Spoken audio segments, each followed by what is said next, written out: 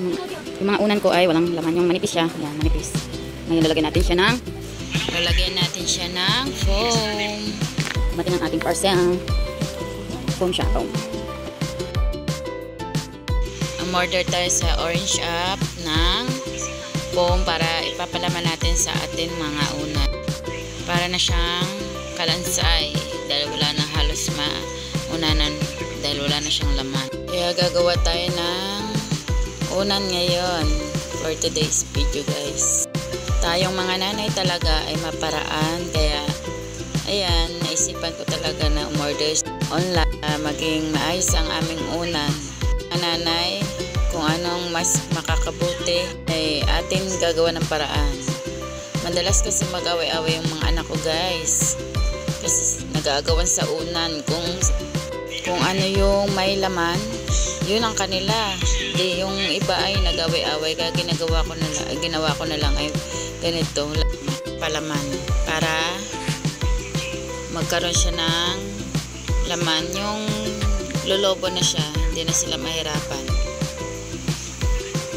Pagpasensyahan nyo na yung boses ko, guys, dahil magta-try pa lang ako mag voice over at mag vlog. Siyempre dahil monetize tayo kay Facebook, gagawa juice. Kaya supportahan nyo naman ako, guys, sa aking mga ginagawa para sipagin naman ako sa pagbibideo. Yan, sa mga hindi pa nakapag-subscribe, pa-follow naman ako, guys. At sa mga nakapollow naman sa akin dyan, maraming salamat sa inyo sa pagsuporta sa akin, sa mga vlog ko, sa mga comment po ninyo. Ayan, maraming salamat po sa inyo. Natapos na natin yung ibang mga unan. Nakailan na rin ako niyan, guys, siguro pang-4 na. Nabili ko lang yung foam, nasa 100 per kilo, 100 plus. Then bumili ako ng 2 kilo. Tapos bali nakagawa ko, napuno ko yung mga kulang-kulang na mga unan. 4 na unan ang napuno ko siyang foam. Nakagawa pa ako ng 2, kaya naging 6 na. Bali 8 yung unan ko, tapos 2 yung nagawa kong unan, kaya na kami. Ayan, hindi na sila mag-aagawan ng mga unan.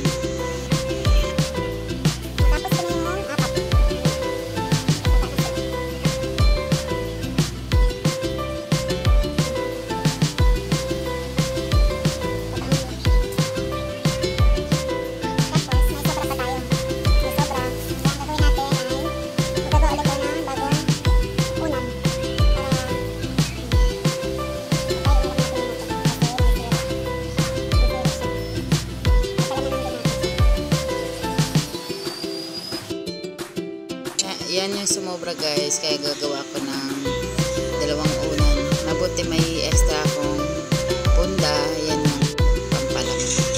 Yung mga anak ko kasi hindi sila makatulog ng walang tandayan, kaya kulang kami ng 2 para magtag-isa-isa kami, kasi 8 lang talaga yung unan ko eh.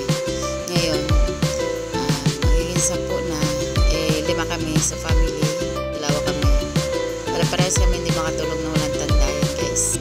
Yan ginagawa ko, guys, kapag wala akong magawa dito sa bahay, pag wala akong trabaho, kung ano-ano na lang naiisip kong gawin.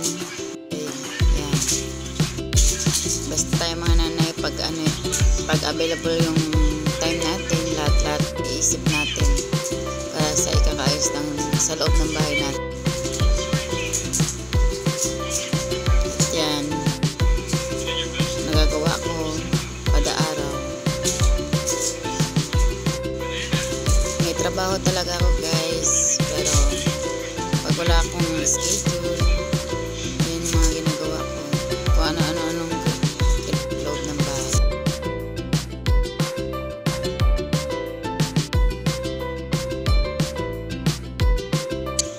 Sa totoo, guys, sa totoo lang, it's over. Kaya natatawa talaga ako sa mga pinagsasabi ko, guys. Pagpasensyahan nyo na.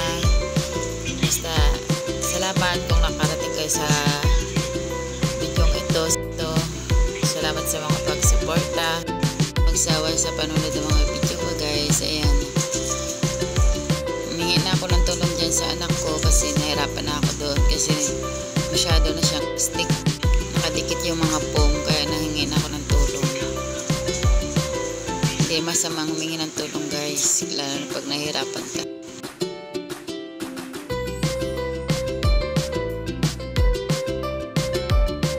Yan guys, nagawa ko na yung dalawang unan dahil sa sobra na natira kanina kaya nakagawa tayo ng dalawa.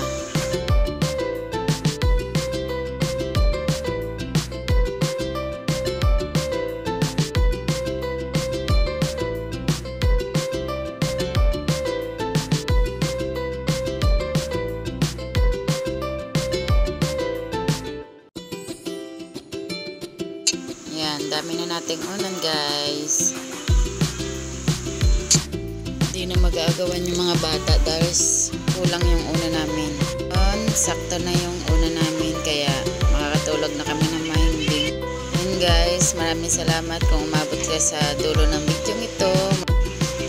At sa mga hindi pa nakapollow sa amin, follow nyo na kami.